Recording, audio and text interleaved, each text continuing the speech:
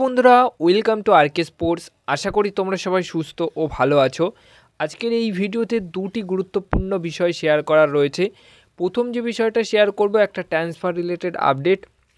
অবশ্যই হায়দ্রাবাদ এফসি দল কিন্তু এই মরশুমে আইএসএল খেলছে, তাদের যে প্রবলেমটা ছিল সেই প্রবলেমটা কিন্তু সলভড হয়ে গেছে। তো তারা দল গোছাচ্ছে, প্রায় মোটামুটি প্লেয়ার সাইনিং করছে যারা ফ্রি রয়েছে বর্তমান সময় দাঁড়িয়ে। তো একটা ফ্রি থাকা বিদেশি প্লেয়ারকে সই করিয়ে নিয়েছে হায়দ্রাবাদ এফসি দল। ব্রাজিলিয়ান স্ট্রাইকার 25 বছর বয়স তার, অ্যালান পলিস্টা এই যে ফুটবলারটিকে কিন্তু সই করিয়ে নিয়েছে হায়দ্রাবাদ এফসি দল।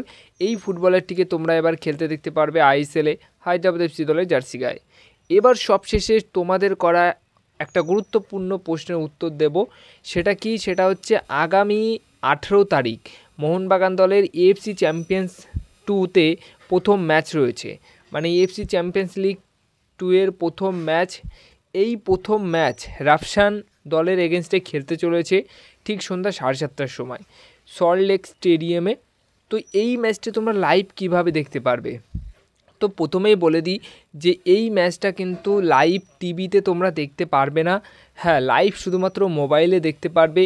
আর মোবাইলে দেখতে গেলে তোমাদেরকে যে অ্যাপটা ডাউনলোড করতে হবে সেটা হচ্ছে ফ্যান কোড অ্যাপের মাধ্যমে লাইভ দেখতে পারবে, কিন্তু সেখানেও তোমরা সম্পূর্ণ ফ্রিতে লাইভ দেখতে পারবে না। হ্যাঁ, এই এএফসি চ্যাম্পিয়ন্স লিগের ম্যাচটি লাইভ দেখার জন্য 99 টাকার একটা পাস কিনতে হবে। 99 টাকা দিয়ে কিন্তু প্যাক মেনে নিতে হবে, তাহলেই কিন্তু তোমরা এই ম্যাচটা লাইভ দেখতে পারবে।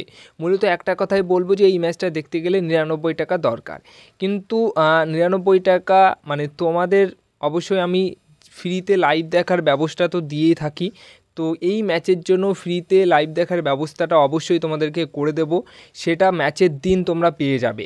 হ্যাঁ, কোনো চিন্তার কারণ নেই। 99 টাকা যাদের আছে তারা মেরে খেলা দেখতে পারো, আর যাদের মোটামুটি মারার ইচ্ছা নেই বা ফ্রিতে দেখতে চাও তারা অবশ্যই ম্যাচের দিন কিন্তু একটা ভিডিও আসবে, সেই ভিডিওর কমেন্ট বক্সে তোমরা সম্পূর্ণ ফ্রিতে দেখার যে ব্যবস্থাটা সেটা কিন্তু পেয়ে যাবে।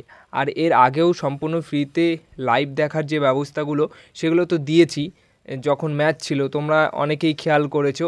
তো এই ম্যাচেরও ফ্রিতে দেখার যে ব্যবস্থাটা সেটা কিন্তু তোমরা পেয়ে যাবে, তো কোনো রকম চিন্তা করার কারণ নেই।